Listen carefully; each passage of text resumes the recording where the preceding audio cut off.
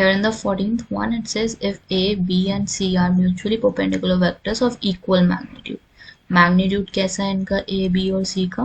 It is equivalent. तो हम magnitude के साइन बनाएंगे along A, B and C and we have to show that the vectors A plus B plus C is equally inclined to A vector, B vector and C vector. तो mutually perpendicular है, इससे ये भी समझ आता है कि अगर हम A डॉट B करेंगे या B डॉट C करेंगे, then if let's say we are doing C dot A, it would be equal to 0. ठीक है, अब यहाँ पे हमें प्रूफ करना है that A plus B plus C is equally inclined with A, B and the C part.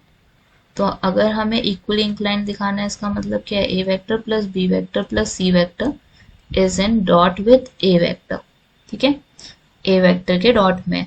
अब यहाँ पे it is equivalent to what value?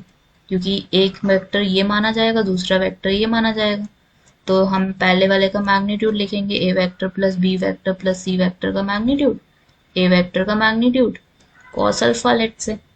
ठीक है, अब यहाँ से आप क्या करोगे? You would be expanding the left hand side. Left hand side expand करोगे तो ए के साथ ही मल्टीप्लाई होगा हमारा, so it will become A magnitude का square.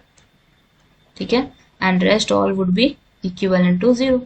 B dot A is equal to 0 क्योंकि हमें पता है they are mutually perpendicular. C dot A भी 0 के इक्विवेलेंट है. तो राइट साइड पे हमारे पास बचता क्या है? A plus B plus C vector का मैग्नीट्यूड एंड A वेक्टर का magnitude and we have is cos alpha and you get the value for cos alpha. और यहाँ से एक स्क्वायर से एक A का मैग्नीट्यूड क्या हो जाएगा? It would get cancel.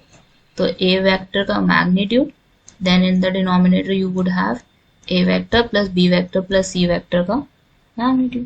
Same तरीके से cos बीटा सेम तरीके से होगा, लेकिन I am not doing the step because I know the answer would be B magnitude then A magnitude plus B vector plus C vector का magnitude.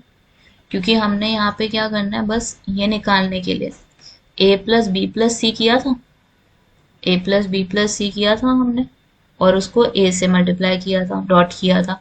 अब हमें same B से करना है और यहाँ पे अल्फा की जगह बीटा लेना होगा. ठीक है, so I am not doing the whole step. अब उसके बाद नेक्स्ट हमारा क्या होगा? कॉस गामा निकलेगा, वो C के रिस्पेक्ट में निकलेगा.